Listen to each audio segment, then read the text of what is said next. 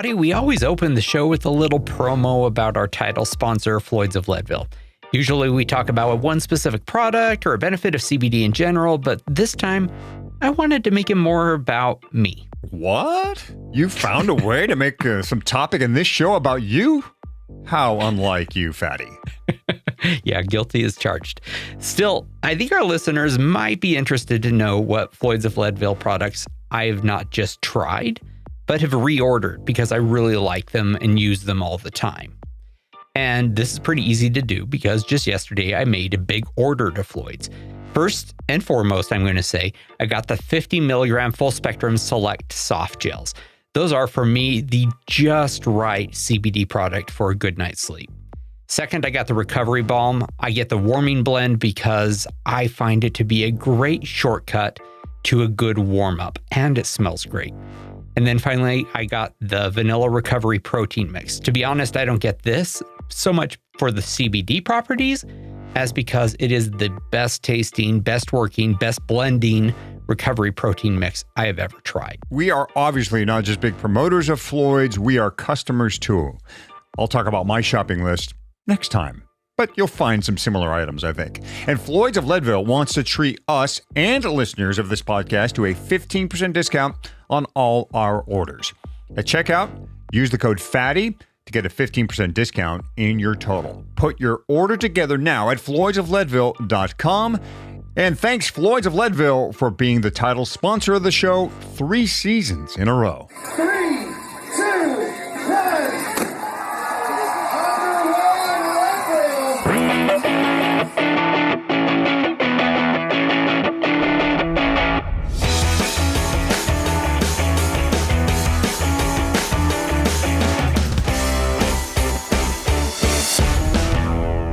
Leadville, the podcast for the 100-mile mountain bike race presented by Floyd's of Leadville. It is season 4, episode 3 of the show that breaks down, builds up, gets you ready, and freaks you out for the highest and hardest one-day mountain bike race in the country. I am Michael Houghton, hottie to most. I am Fatty, and today we have Selene Yeager, cycling journalist, trainer, pro racer, and Leadville veteran, with podium finishes for both the 100-mile race and the stage race on the show. First, though, hottie, I have a question for you. How many pairs of cycling socks do you have? To the nearest 10 or 20. Oh, let's put it this way. I have 2 large drawers full of cycling socks. Do you think that's enough? No, it's not enough. It's my favorite accessory. I mean, a lot of people like getting new bikes, and I like a new bike too, but I love a new pair of socks. It makes me like enthusiastic, excited about going out for a ride. And you've probably still got room in that second sock drawer, right? You got room for more. Mm-hmm. So about 2.5 years ago, I subscribed to DNA's Sock of the Month Club for Lisa. It was a Christmas present.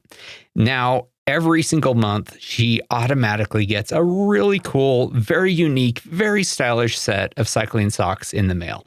And that's about $13 a month. And she gets this present, and it's from me. And I get a lot of credit for something I had completely forgotten about in the intervening 30 days. So about 30 months into this, she has never once gotten a pair of socks she doesn't like. It is seriously such a great subscription for yourself or the sock fan in your life. The only drawback is her sock drawer, which is now, like yours, 2 sock drawers. I knew I liked her, and I like her a lot more now. Maybe Lisa and I will have like a sock swap someday. Maybe we could do that. It's going to look like a yard sale is what it sounds like. So here's how you find it and subscribe. Just go to dnacycling.cc, and then from the shop menu, you'll find Sock of the Month Club. Get it for a friend, for a sock-loving partner, or, hottie, I'm looking at you here, you can get it for yourself. I just might have to become a subscriber. I'll need some more drawers, though, the way it sounds, because I love me some socks. Hey, we are lucky to have Selene Yeager, a top-selling professional health and fitness writer, trainer, coach, and podcaster with us today. She's been a regular contributor to Bicycling Magazine since 1998 and is currently hosting Hit Play, Not Pause, a Feisty Menopause podcast for performance-minded women, which we will certainly discuss.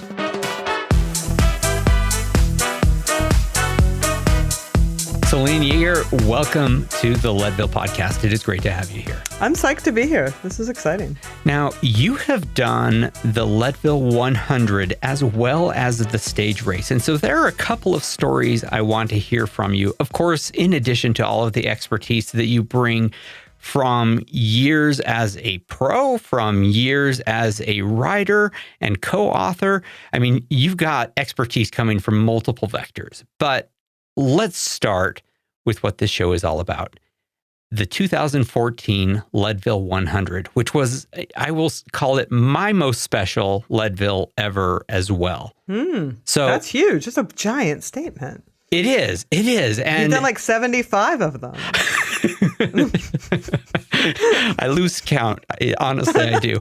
But that one was one of a few that I really remember. And you being there was absolutely a part of it. So tell the story and Hadi and I'll jump in. Wow. It's funny because that race at that time was serendipitous for me because I was in the crux of doing a ton of like ultra endurance racing. As you may remember, I was actually there because I was with Rebecca Rush because we had a book out.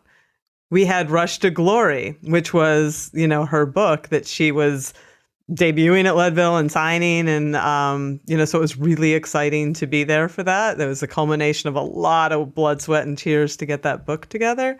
So we had also raced the Brazil race together, which is a giant 7-day mountain bike stage race in Brazil. And I'd come off Cape Epic and so many of these races. So it was great timing for me because it wasn't an event like I had always heard about the mythical Leadville. And honestly, like it was a sort of a thorn in my side because as a mountain bike stage racer, I had done so many things, right? I had done the South African thing and all these races. And anytime I would tell somebody what I did, they'd be like, "Oh, have you ever done Leadville?" I'd be like, "Oh my God. Have you done Leadville?" Just like, no, I have never done Leadville. So it was really actually great for me to get a chance to be there. And I'll tell you what, I learned a couple of things that I think people in your audience will appreciate. As you may know, lots of mountain bike snobs long said, that's not a mountain bike race. That, it makes me so mad. Well, yeah, I mean, so many people, right? Like whenever that would come out, like people would be like, well, it's fine, but it's like a road race on, like, and I'm like, so that was kind of in my head. And then I got there and as we're going down, all of it, going down Powerline, going down all those things, I'm like, this is not a road race. Like you need to be able to handle your bike or you could get in trouble real fast.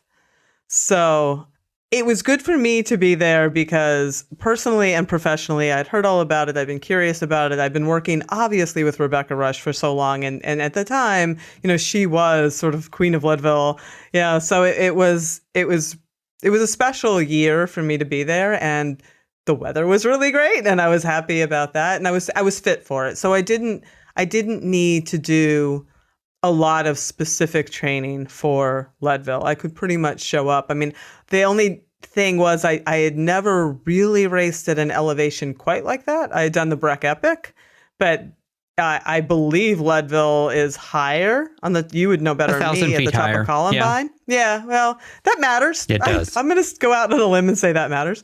So that had me a little nervous, but I'm kind of hit or miss with altitude. Like sometimes I can get away with it and I don't feel much of it. I mean, obviously feel it, but it doesn't do terrible things to me. And sometimes it's a little harder. And that year it didn't really bother me in any special way. So that was, I was just there to support the book and just to have this great experience. So it was kind of fun to be there in that capacity. I didn't necessarily have great expectations. I wasn't going for any kind of like podium positions or anything. I wasn't sure what to expect. It was my first year there.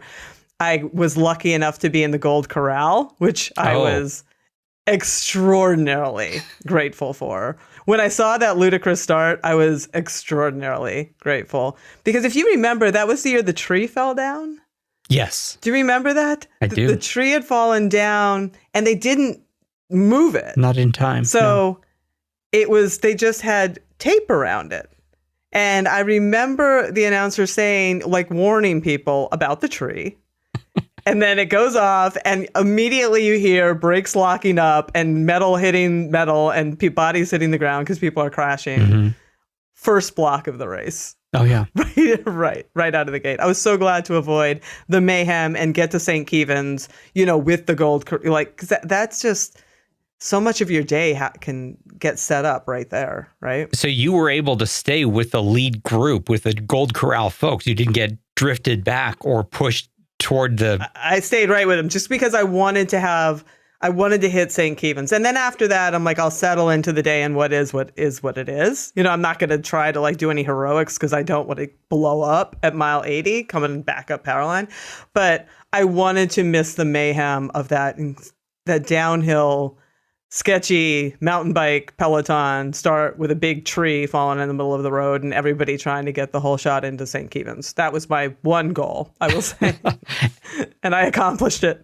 Like you said, Selene, coming into Leadville, you had done quite a bit. You and Reba actually finished first down in Brazil, which is terrific. You were third at what was DK. They now call that Unbound Gravel. Mm-hmm, mm-hmm. You was Shenandoah before Leadville because you finished first there in 2014.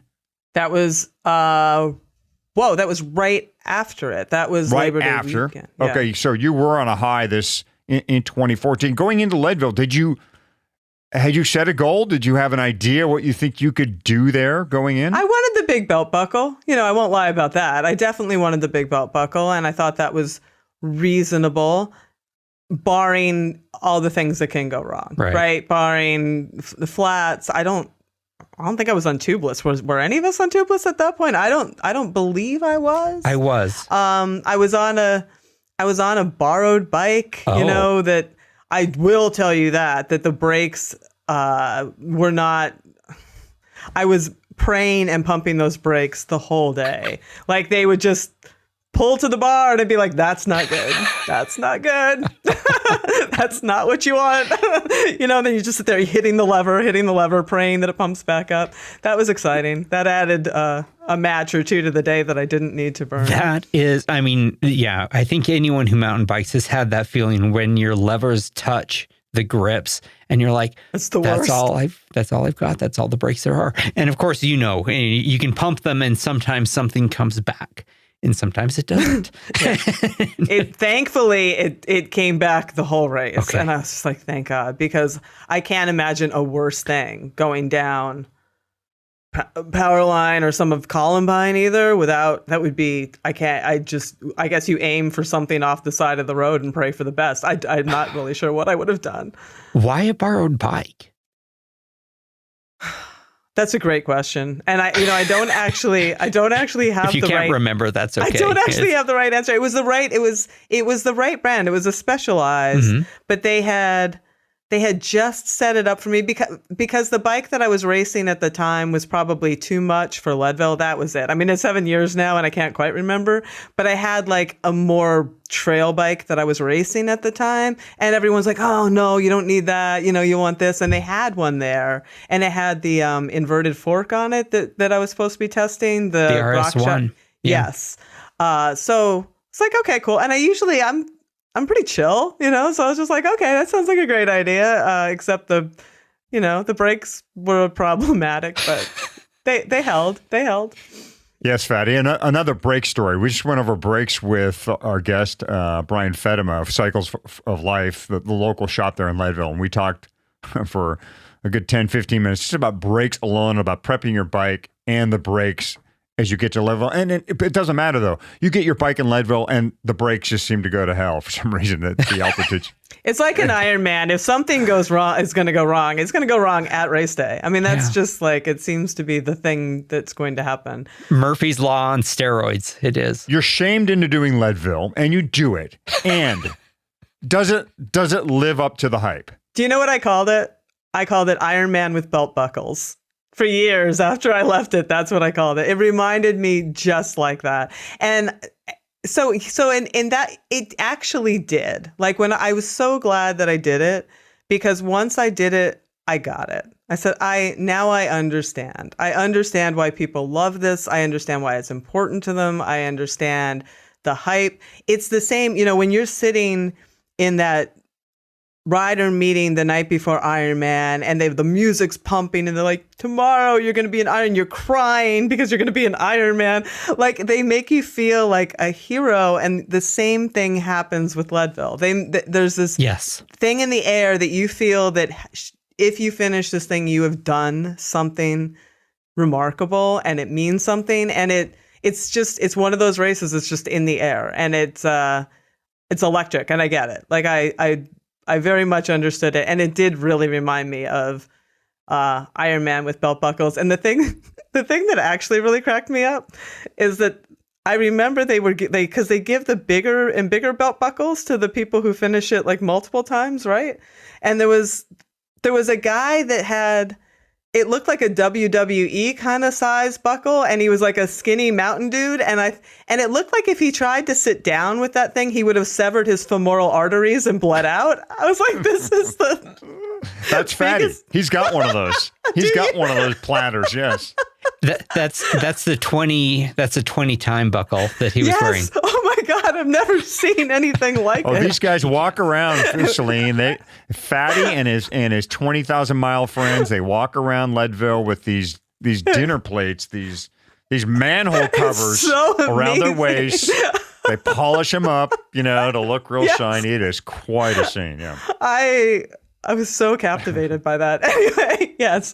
So it did live up to my expectations on every level, honestly. It did. One of my most prized possessions is that 20-year buckle. No doubt. I mean, honestly, imagine how much I have paid for that thing. I don't like to think about that. I didn't even think about that. But so I do want to go back to the story and why you're part of it and sort of why this one matters to me. So, of course, you were there with Reba. Reba had meanwhile reached out to my wife, Lisa, who she knew because, Reba and I are friends and we've talked with each other and promoted each other's stuff before. But Reba knew that Lisa had been trying for a sub-9 for a while, and it just never quite got there. And she knew also that Lisa had the ability to do it if she learned a little bit. And so she told Lisa, I'm going to ride with you the whole day, and I'm going to, if you can, get you that 9-hour buckle. And that was the year you were there. And the three of you were together, I won't say the whole day because I don't know, and that's what I want to hear about, but I was also there, just never quite there, because I was racing on a single speed, and single speeds are faster on certain things and much, much slower on certain things, and never quite the same as geared on anything. And so the fact that I was close had nothing to do with how the three of you were racing it. But I would love to hear about, you're witnessing someone who has done Leadville 10 times, a 4-time champion, and you're there for the first time, and they're also the co-author of this champion's book and an expert in your own right. What were you seeing there? It's interesting because I believe I was also on a 1-by. So I was having a similar situation where I couldn't hang on I couldn't find the pack. Like even with them, it was hard to work with people because I was always looking for this gear that I didn't necessarily have at the time. It's funny, I was seeing a couple things. One, I was very determined just to sort of stay in my pace and race my race because of altitude. Like I didn't want to burn any matches even accidentally by trying to hang with anybody. But Rebecca and I had raced together so much, it makes perfect sense that we kept ending up in the same situation together. We were together through the single track. We were together much of Columbine. That's where we were really most together. Like from that point of the single track, up Columbine down Columbine, down all that sketchy crap after, you know what I mean? That, and then I kind of lost track of them. But the funny, well, I got away from them intentionally a couple times because I had raced with Rebecca many times, and she was very vigorously coaching Lisa sometimes, like, come on, Lisa. She was yelling. Yeah, she was yelling. Yeah. And she was yelling I had been her. yelled at enough by Rebecca over some of the years that I was like, it's not my turn to be yelled at. I think I'm going to just try to get away from the situation a little bit and let her get coached. But, you know, it was fun. It was really interesting. And Lisa, I could see Lisa was digging deep. Like that, I remember going, that woman is, I mean, A, she's going to make it, and B, she is focused. Yeah. That was pretty cool to see. And, you know, and then I would see you just pop up now and then. I'd be like, hey, how are you? And then you disappear. And I mean, where we would have seen each other would have been at around Columbine. I was definitely around Columbine. And then and I was a little bit ahead at that time because as a without bragging, I'm a strong climber, and on a single speed, I'm a fast climber. It's either climb fast or walk. That's all you can do too, right? Yeah. I And get so that. I got there, single speed too. and then on the flats, heading back, from Twin Lakes Dam back to toward the fish hatchery. All of you just like whizzed right by me because I'm spun out, right? And then I mean and then from Powerline and the rest of it seemed like there was a lot of leapfrogging just on depending on whether we were going up or down or whether who was bonking at the moment, right? I was not prepared for that. There is a great race photo of me. I'm usually smiling in my race photos, and there's one of me like I'm just making this face I've never made, like looking up in horror, because I kept thinking it's got to be over, and then I would look up and be like, oh my God, it is still going on. It's so long. Like it's so long. Was that on the Powerline? Because I do want your impression of Powerline. People don't give Powerline the respect it deserves. There was some angel hanging out salted watermelon cubes, and I was very grateful for them. And I kept, I was trying to ride most of it, and at some point I just gave up that ghost. I was just like, I'm too tired at this point to burn those matches trying to show my ego off and ride up this whole thing. So I didn't. But I really hate pushing my bike. Like I feel like that's harder because I don't do it. Right. You know what I mean? Like I don't push my bike and trying to it's so steep and kind of sketchy. And I just felt like it was interminable. I'm like, how am I ever going to get to the top of this? That's all I could thinking is just like, this is never ending. Never, ever, ever, ever ending. And then it's kind of hard. Like the hardest part, honestly, whenever I come out west like that to race, because I'm an East Coast person. So I know mud, I know rocks that stick in the ground, rocks that don't move, big rocks stuck in the ground. Pro at those. Pro is, but the pea gravel over the kitty litter. I don't know what that's going to do. I'm like, I guess my tires will hook up. If they don't, then I'm going to get a lot of road rash right now. It's or like chunky gravel flying all over the place like that, going down. Like once I was at the top, I'm like, woohoo. And then I was like, oh, I'm not going to be able to relax because that's not my territory. Right. Like I was just like, that's going to take much more concentration it took a lot of concentration. Yeah, it is. So not sounding so much like a road ride anymore, is it? It's not. That's what I kept telling people. I'm like, it's not. It's not a road ride. People used to say that about Cape Epic too. I'm like, oh, that's a roadie kind of thing. I'm like, it's not. Have you been there? It's not. I assure you. So the last 10 miles is once you have come into the final aid station. The Carter aid station, which is just a neutral aid station, they'll give you water and I had like maybe a little cup of Coke, or something, maybe a cup of Coke, and then a little more climbing, then descending, and then some flat on the road, and then the boulevard. It sounds like you weren't prepared for the boulevard. Well, it felt like some of that you're calling flat wasn't necessarily flat. Like I feel like there was just like an undulating, like a never-ending.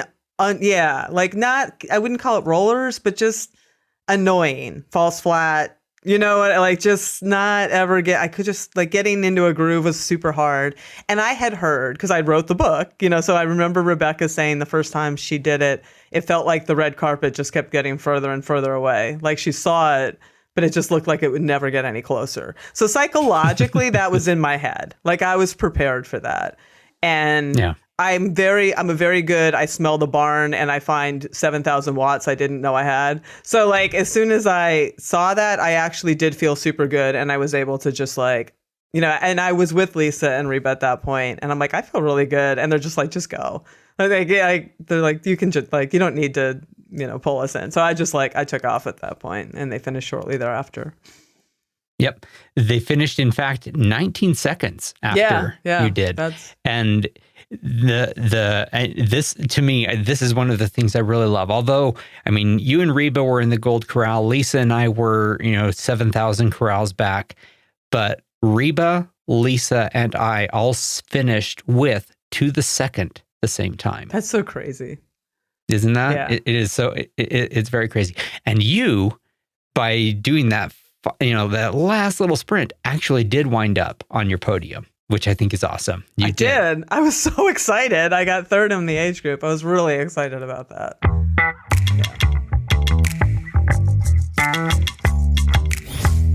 Hadi, when Selene pointed out that folks who expect Leadville to be a road race on dirt are in for a big surprise, I think all three of our minds went to when you are bashing down the top section of Powerline or Columbine or the Sugarloaf descent, for that matter. Yeah, I think this is a great opportunity to talk about what you are holding on to in these most crucial and very much not road race moments. I mean, picture it. You have riders around you, there are rocks and ruts to avoid, it's either dusty or muddy, and sometimes you can't see too well because the sun's in your eyes at those moments. Bike control is paramount. That's why you want to have your hands on a pair of NV bars. The Powerline descent begins as a jarring affair, and it finishes with some pretty tricky and fast switchbacks. The Columbine descent, on the other hand, is loose, rocky, and crowded with people on a narrow double track, marching or riding in two directions. Your ability to aim your bike precisely where you intend is a must. And that's why having bars like the M5 or M6 can help set you up for success. Yeah, it's this moment in particular you want to know that the bars are dialed, because anything less could spell disaster. With my bar cut to my preferred length, you can get in that proper attack position, like Lee McCormick talks about, that he talked about with us a couple seasons ago. So you can get through the traffic, miss the ruts, absorb the bumps on all the technical sections of the Leadville course. Yeah, do yourself a favor and mount some NV bars. M5, M6, I love them both. I have them on different bikes. And, whatever your 2021 race machine is, have them NV M5 or M6 bars. Check out their bars and the rest of their components at enve, that's ENVE.com. The Leadville podcast is creating a new recurring segment, and we want to ask you, our listeners, to participate alongside our longtime sponsor, The Feed. We're calling it Feed Fails. The idea is pretty simple. Call us or text us with a short story about your biggest eating mistake on the bike and what happened afterward. Yeah, the Leadville 100 is at least half about eating right and eating enough, and hearing each other's feed fails could be both educational and pretty entertaining. So here's the number, which you can either text or call. 719-453-1514. And yes, that is a Leadville phone number. Once again, you can call or leave your feed fail voicemail or text over at 719-453-1514. And if we use your feed fail story on the show, our friends at The Feed will send you a nice little prize, a very nice box of assorted products from The Feed. You might find exactly what you need there for a banner day in Leadville and to prevent that next fail. Meantime, go to thefeed.com/Leadville for a 15% discount on everything at The Feed. Oh, I am definitely going to be sending in my story about the time I tried to race Leadville fueling with nothing but margarita-flavored Cliff Shot blocks. True story. It did not go well. One more time, give us your story at 719-453-1514 and get the nutrition you need to avoid a feed fail at thefeed.com/Leadville. Now let's get back to Selene.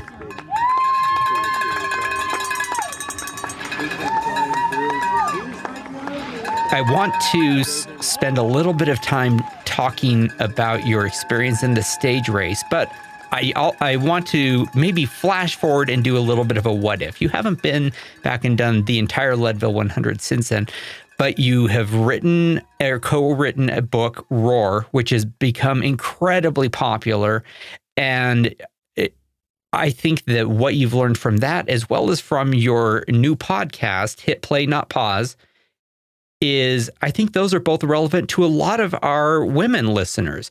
So if, paint me a picture. If you were doing Leadville now as a 50 plus woman, and what would you do different in terms of training and preparing and nutrition? What is, I guess, what dials would you change to have a great day as an endurance athlete who is also a woman? A 50 plus isn't necessarily the right number, but whatever plus. Yeah, well, let me set the stage just a little bit so people understand the frame of reference there. So I was probably in my mid-ish 40s at that point, right? I'm 52 now, so math is not my thing. But, for women specifically, like our hormones before menopause, when we're premenopause menstruating women, our hormones are always fluctuating, and that changes a lot of things. It changes our blood plasma, so when you're in this high hormone phase, women talk about getting puffy, and that means that you have less blood volume to sweat. It actually does affect, which at something like Leadville, you want to be able to cool down. You want to be able to sweat. So you need to really jump on top of your hydration in special ways. And then as women get through 40s, especially once they hit 50s, it's a little different for everyone, but the average age of menopause is 51. The hormones start really swinging and then flatlining. And estrogen does a lot of functions that most people have no idea. Estrogen is anabolic. So it helps you make muscle. It helps you have strength and power. It helps with contractile strength. So your muscle contractions are stronger. It helps with thermoregulation, that and progesterone. Your sex hormones have a lot to do with your performance. They have a ton to do with your performance.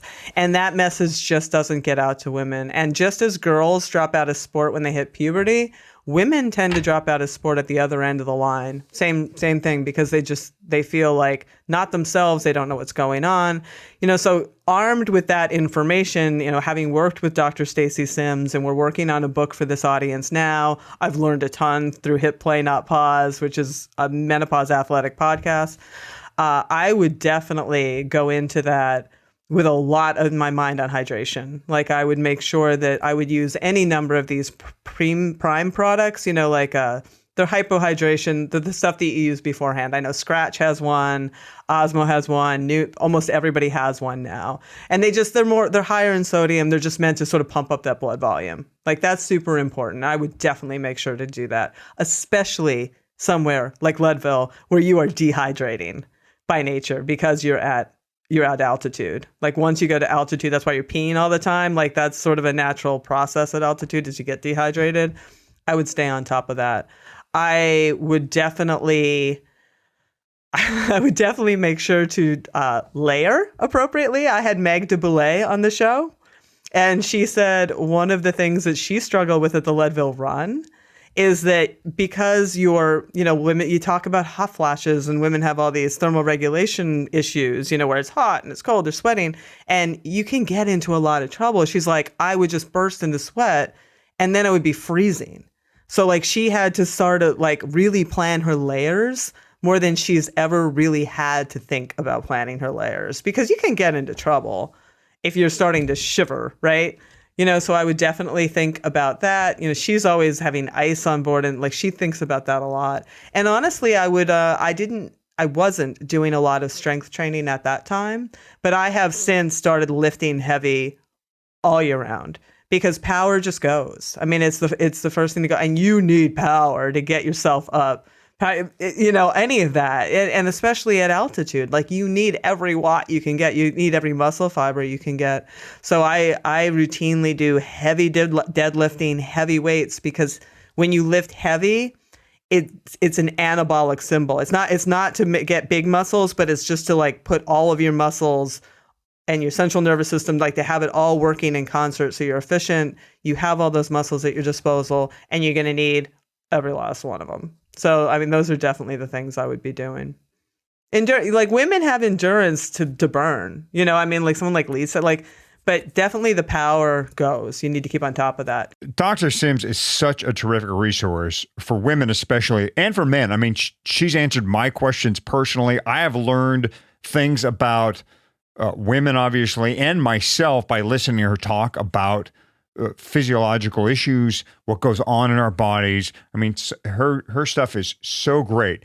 And specific to your point about weightlifting, I know also she suggests doing plyo moves as well, like real explosive plyo moves. Again, just to jumpstart that anabolic response that you need, especially as we get 50 and above, men and women. I mean, we just need bone density. We need that snapback. Men, we're losing our testosterone at this point too. It helps us rebound a little bit in that area. Obviously, it helps women.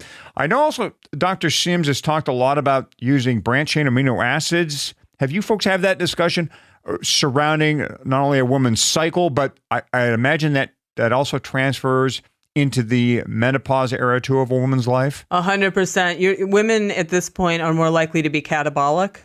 And it's just anything you can do to keep yourself from eating into your own muscle tissue is very helpful. And branched chain amino acids, especially leucine, you know, study after study after study just shows that stops that anabolic process. So, you know, she has people use them before, during, and after something like a Leadville. And I think men too. I mean, I think that is kind of good advice for anyone across the board doing something that intense. Right. And the only caution she laid on me regarding BCAAs is just be careful with how much you're taking right before your event, because they can get in the way of glucose a little bit, of glucose delivery. Okay, right. They will like tamp that down just to there. So just like a lot of folks are we'll see a lot of nutrition companies putting BCAAs right into their supplements, right into gel shots and stuff like that. You just want to be a little careful before and during your event. But I think you're right, surrounding the event, in your training time, obviously after recovery for recovery purposes.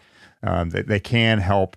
They can be one of those little things to help you. For sure afterwards. And a little bit during, but to your point, you have to be careful because you have to read your nutrition labels and make sure that you're not doubling up when you don't necessarily need to be doubling up. Yeah, it's in your foods. It's in a lot of your normal stuff. But you do have to get BCAAs through diet. You have to ingest them. It's your only choice. Yeah, you can't. For sure. They don't just show up in the sun or something like that. You have to get them, nope, right? You have to take them. But to your point with I love plyometrics too, and I just pair them together. I do some box jumps after I do my heavy lifting, and I really feel like I have an extra gear on my bike when that work settles in. Like I feel the direct transfer onto. I've been trying to encourage Fatty to get on some type of weight thing too. If for nothing else, if you crash, it's going to give you a little bit of a chance to bounce back.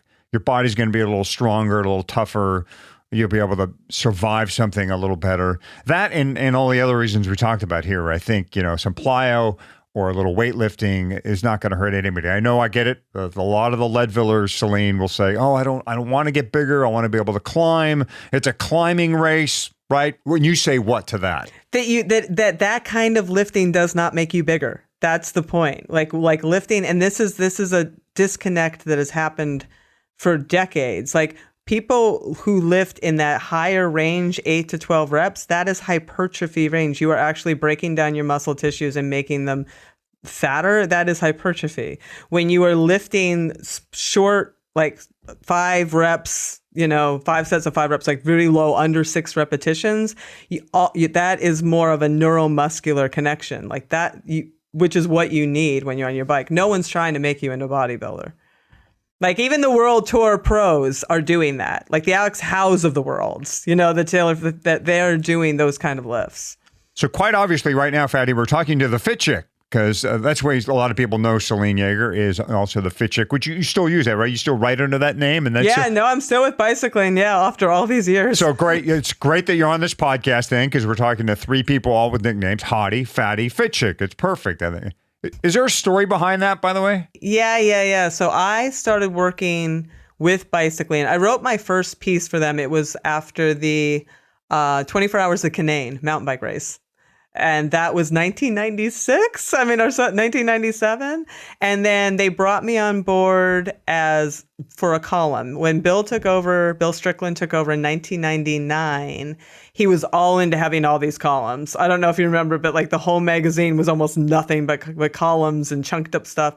And we wanted it to be a book filled with all these personalities. So they had like the shop girl and the metal cowboy and all that kind of stuff. And I was I was a personal trainer, still am, and sort of took care of the fitness and training component. And they just wanted a column where people could be like, ask the whatever. And I think it was just by committee. They decided fitness chick. I'm like, sure, whatever. Never thinking in a million years that in 2021, I would still be sitting here, which is fine. I mean, people still come up and they're like, "Are you the fit chick?" I'm like, "Some days, I like sometimes." Some days I am. Yeah. Imagine being a 55-year-old guy who goes by the nickname Fatty. Yeah. Anyway. So 20 plus years you've been with Bicycling, among other things. And it's the other things actually that I want to focus on for a bit, because you have launched it's a few months ago. It's still pretty recent, still a pretty young podcast, but a fantastic podcast. Hit play, not pause. Or is it press play, not pause? I keep confusing. It's hit. No, you said it right the first time. Yeah. And it happens once in a while. Now, I want you to describe the show, but even before you do, I want to lead in saying, guys, don't press fast forward quite yet, because while this is a podcast for women who are either approaching or in menopause, it is also not just for them. I would say it is for anyone who either is or will be or knows someone who is going to be menopausal at some point. It helps you understand either yourself or someone that you love. And it makes a big difference because it opens your mind to what is available and what is happening and what may happen. So with that said, go ahead.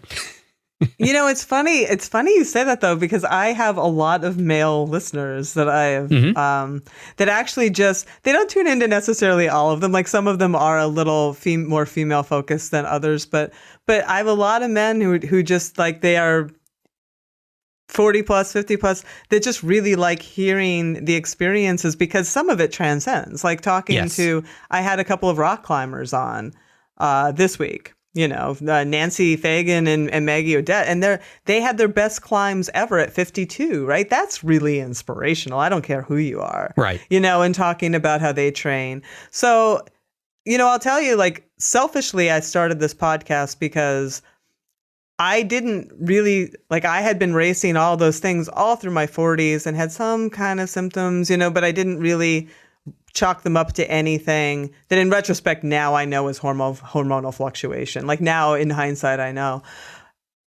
But Stacy Sims and I were starting to write another book because all the menopausal athletes were sort of yelling at us that one chapter was not enough. This is, we need more information. No one is talking to menopausal women in the atmosphere in general, but athletic menopausal women, forget it. No one's talking to them. Right. Like you go to information, and like when I sort of hit the same things, like my muscle tone went away and my power went down and all this stuff starts happening, and it's like, what is going on? And Stacy's like, calm down, this is why we're here. And we worked some stuff out and talked about these kind of training things like you and I have been talking about.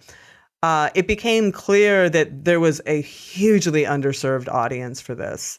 And the people who help Stacy promote her work is Live Feisty Media. They do a bunch of podcasts, and they approached me to do a webinar. And I said, you guys should have a podcast. And they said, do you want to do it? And I just said, yes. And that was the start of it. And it's been, I'll tell you what, like the overwhelming amount of love that I have gotten for that show and how quickly it's growing is just humbling, but it's also really inspiring. Like I feel honestly, I've done a lot of work that I'm proud of and I feel like has made a difference. I believe that this is the greatest work I have done. Like it's because these women are so underserved and it's ridiculous. It's just like, and all the shame and like, and total transparency, the night before the launch, I was having panic attacks. I was like, do I want to admit this to the world? Do I want to be the face of, like, it's like, because all the stereotypes, it means you're old. It means you're washed up. It means you're all these things. It means you're not attractive. Like all the things that women hear and hear and hear. I was freaking out. And I was like, it would be criminal of me not to step into this. I have a platform. I have an opportunity. I have all of these women that I have raced with and interviewed for decades that are experts who are willing to be on the show and share expertise with this audience I know is out there and struggling. Like, put yourself aside and get over it, Selene. And I, stepped up and I did it. And I'm so glad I did. No, I am too. I mean, I've read a lot of your work for a lot of years, and absolutely agree that you bring a lot of wisdom and experience and a lot of passion to it. And it is a great show. Endorsed and recommended, 100%. Thank you.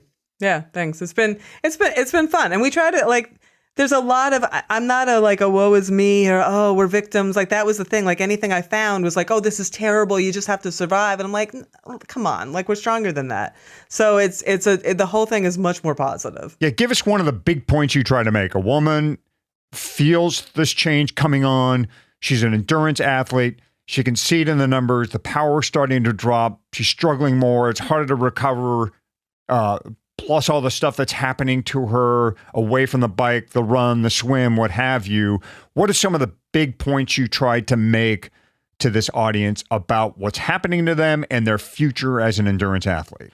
Right. Well, a couple of really key things is that there are times when the fluctuations in the hormones are so great, it is hard to stay on top of it. Some women get migraines and like really things that are so disruptive that they should absolutely go to their doctors and seek menopausal hormone therapy. Like, and that is safe. Like the studies that they did 20 years ago are all been tossed in the trash. That like the new studies, it is safe within 10 years, especially of menopause, and it can be life-changing for some women. Not everyone needs it, but some people are so disrupted by this, like dizziness, vertigo, depression. I mean, I could go on and on and on. You get the idea. So that I really want to make that clear to people, but also it is not the end of the line. It's like mile 80 or whatever of when things start looking dark and you're not sure you're going to get to, like, things are happening, things are changing. You can work with that physiology still. Like you can get on top of it. A lot of women start freaking out and they start like dieting or just trying to like double up on their training. And that just creates more stress. One of the things that happens is your cortisol levels naturally rise, and that's your stress hormones. So you have more inflammation, you have more. So there's a lot of things you can do to support your sleep, support your stress relief. High intensity training is actually super useful along with heavy lifting. Bringing down that volume because you probably don't need to be burying yourself in volume. All that stuff, like all those things can make a pretty big difference and you feel better. Like you can feel like once you feel like you can kind of get on top of it, it's very empowering. Then you're like, okay, like I'm going to have good days. I'm going to have bad days. But like working with your physiology when you understand what's behind it it's everything. Yeah, absolutely. And this is such important wisdom that you are bringing to female athletes as well as to the men athletes who are trying to understand and to improve how we think about things. Because I mean, as the husband of a very strong female athlete who, when she shows up at a race anymore, is automatically on the podium because no other women, or I mean, very few women her age are racing anymore. Yeah. And it's a shame, right? Yeah. That rather than figure things out, they are. Well, if there's nowhere to figure it out, and that's why I'm here, right? Like, if you don't understand, you're gonna just check out because it's not fun. It's frustrating. You know, when everything you used to be doing worked like magic, and all of a sudden it's not. It's very easy, and you can't find any decent information, and you feel super alone, and you don't want to talk because there's such a shame around it. What are you going to do? You're not going to sign up for a race anymore. You're just going to check out. Yep. And that. Yeah, this has been the problem for years, Selene, is that we've cast this wide generic net over athletes and said, well, you're all kind of the same. So physiologically, here's what's going to happen to you. And mentally, here's what's going to happen to you. And here's what's going to happen to all of you when you're 50. And even if you wanted to do something about this issue as a woman, it's just, you've been treated like a man for years, right? I mean, that's why Stacey Sims started what she started. 100%. Like, I'm not a man. And I would encourage the male listeners out there to think in these terms. Like, how do you think you would feel if all of your testosterone disappeared in 3 to 5 years? Yeah. Just let that sink in. Just think about it. Just think about it. Estrogen is real important, and it does a lot of the same things testosterone does. And that declines and flatlines at a woman's life in this time, and it has profound effects that she has to figure out how to like pick up some of that slack. And all those symptoms are just a lot of SOS signs, you know, like we need help. This is such a great conversation. And I appreciate you coming on and bringing in this aspect, because it's not something, you know, that Hadi and I necessarily don't have a blind spot on, right? So it's great to start seeing where our blind spots are. So as a former reporter, I did what reporters have to do, and I went back and looked at some things that Selene talked about and said before. And one of them, Selene, you said, and I think this was on a podcast somewhere, I heard you say that, you know, of all the writing you've done, and you've done a lot of it, the one area that maybe has got you a little tired out, got you a little down at times, was all the continuous titles about weight, the number of articles you have to write about weight, all the writing about how to lose weight, how to shed pounds, how to pedal your way to a lighter you, how the bike can burn fat, 5 foods to a faster you. All those titles, right, seem to have kind of worn you out a little bit. So I ask you, what can editors do? What can content creators do to help us kind of get out of this rut of focusing on bike and weight and how we can all be skinnier? Such a good question. Burned out is an understatement to how I felt about that. Because I also concurrently, while writing for Bicycling and performance magazines, was also writing for women's magazines at the time. So the Shapes, the Fitness, the Glamours, the Marie Claire's, the women, I could go on and on. And I used to buy into the fact that, well, everybody should lose weight because weight is bad, right? Like we all sort of bought into that. You know, that was part of the culture. And then I started working with magazines and actually putting people on programs, you know, where they would follow a certain diet and follow a certain exercise program. And you would see clear as day that some people would respond, others wouldn't. Some would actually have poor results, and you'd only see the people that had good results. And I was meeting people who literally were waiting to sign up for that race, or even just honestly live their lives until they lost 30 pounds. Like they were so ashamed of themselves, and they so felt like they were failures and all this stuff. And I was like, I don't want to be part of this problem anymore. And, you know, in Bicycling, it was part of it. It still is in a large way, but it was very much for a long period of time the same thing. You know, you get the quads, lose the gut, lose the weight, you know, all of it. And it hits a really big detrimental point pretty quick. There's a tipping point there. Yes. There's power to weight is a thing, but people forget that power to weight is 2 parts of an equation. There's power and there's weight. And you can also gain power as much as you can lose weight, and sometimes more so for a lot of people. And let's also be transparent that a lot of this is just based on aesthetics and vanity. You know, a lot of it is not real. I have since met many people who And I myself, like I got caught up in that. I raced through that whole period of time, anywhere from 127 pounds to 138 pounds.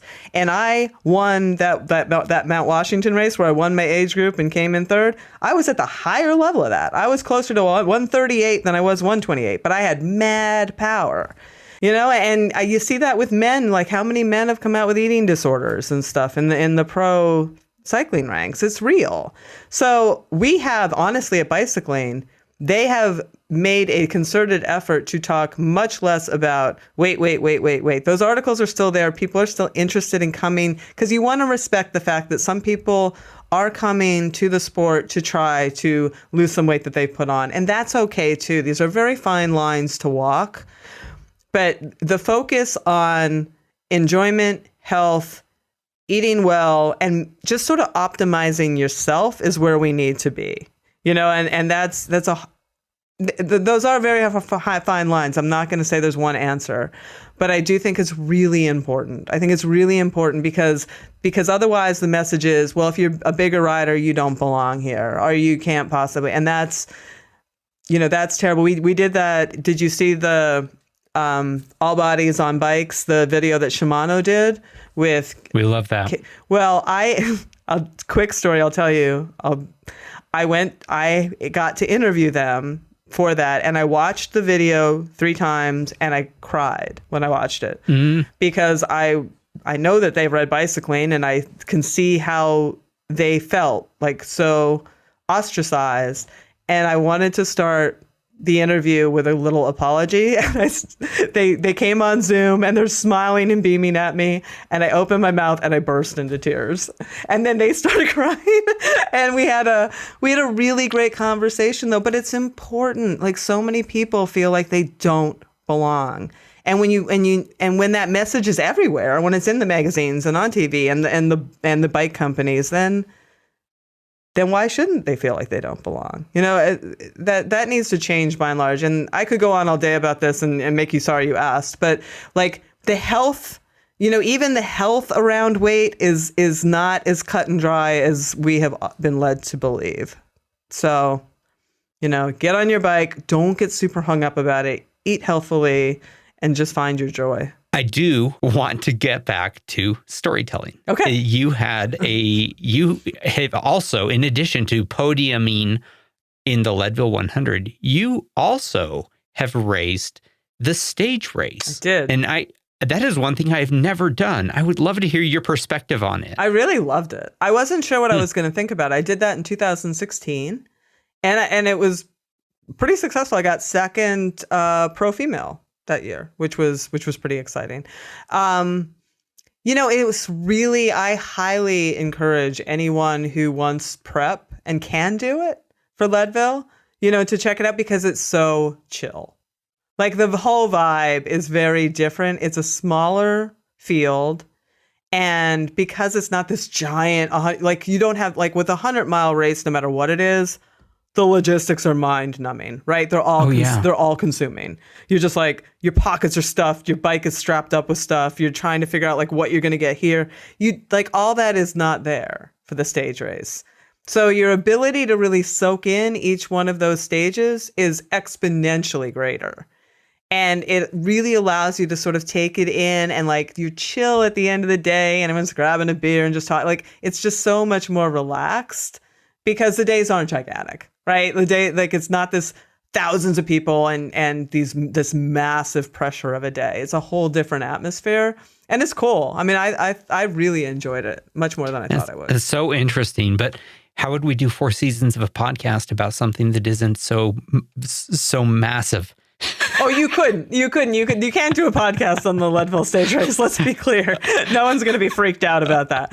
But it is good. It's very, very good preparation. If someone can do it, I think it's very good fantastic preparation. And you took second as in the pro female category.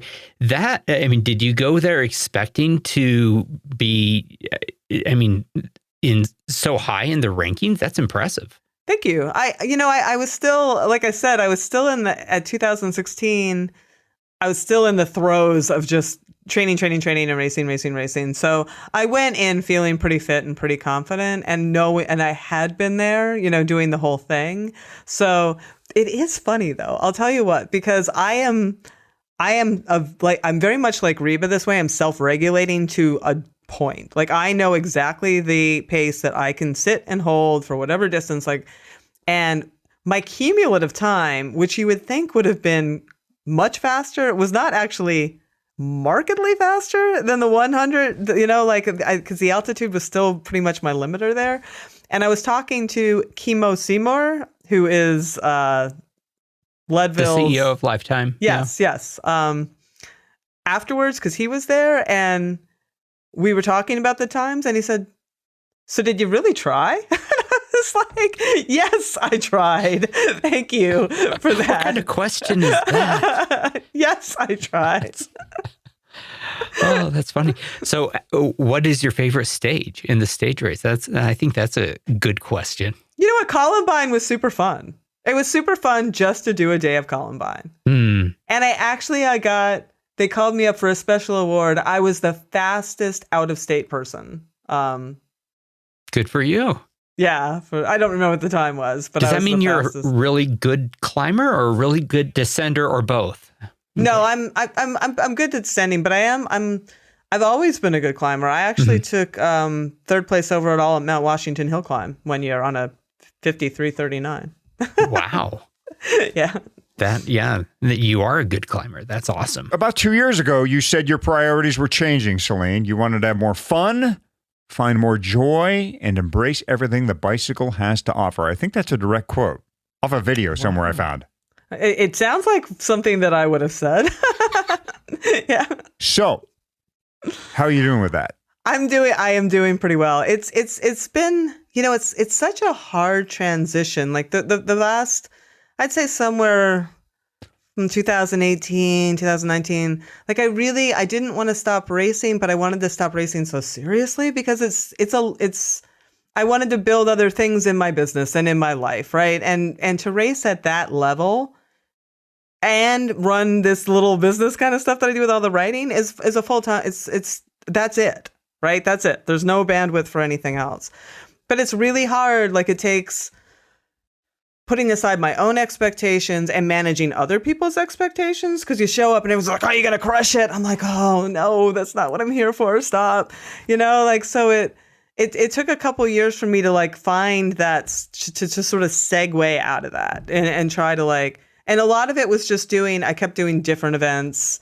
I did I do a lot of gravel events now and just different adventure sort of events or segmented racing, like grinduro kind of style racing. And, it's still fun to stand on the podium here or there, but I really don't. I'm much more pleasant to be around on the bicycle because I'm not as, I don't mind stopping. I don't get all hung up if people want to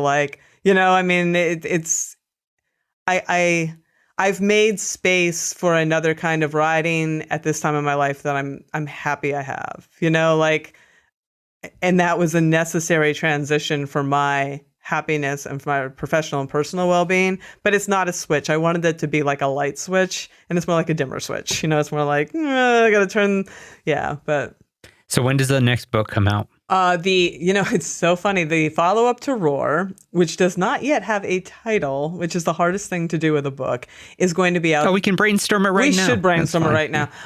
We were playfully calling it the Cougar Edition. We're not obviously calling it the Cougar Edition, but that was our just ridiculous. Good call. It was just a ridiculous title that we were that was just the working title. It has us not have one yet. It's out this summer though, so it's going to need a title very soon. Roar back. How about roar back? Oh, hottie. More roar. All the roar. Hotties is better. 100%. I will say I am looking forward to when that book comes out. Loving your podcast. So glad that you are doing that. You're doing, like you said, the best work of your life right now. And it was such a pleasure having you here on the Leadville podcast. It was so fun. So fun. I listen to you guys every week and talk back to you sometimes. Yeah, here I am. Thanks.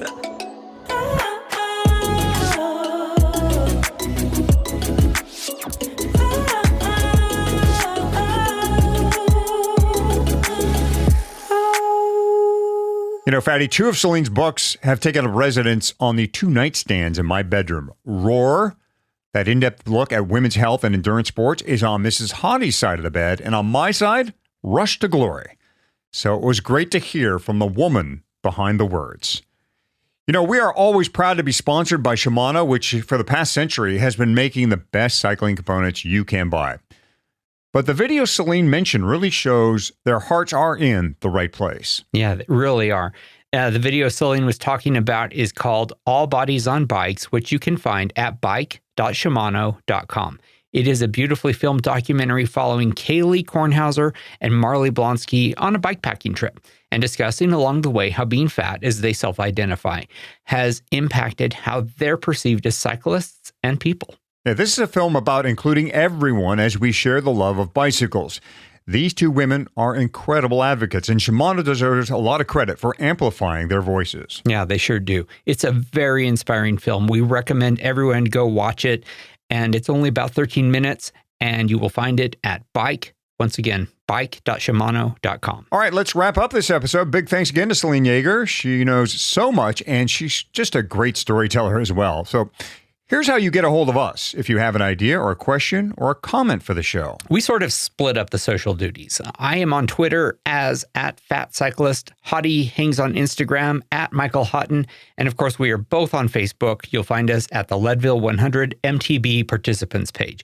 But if you really want to have a conversation with us, I say join our Slack channel. You will find a link to it over at leadville100podcast.com. I'm pretty sure I respond to everyone, usually right away. If I'm at the computer, that is a fast way to get a hold of me. If you like the show, go over to Apple Podcasts and give us a 5-star rating and ridiculously positive review. And support our sponsors, please, because they support us. I'm going to go over and check out our reviews, see if there's anything ridiculously positive. Good luck, everyone. Thanks for listening, and we will see you at the 2021 starting line.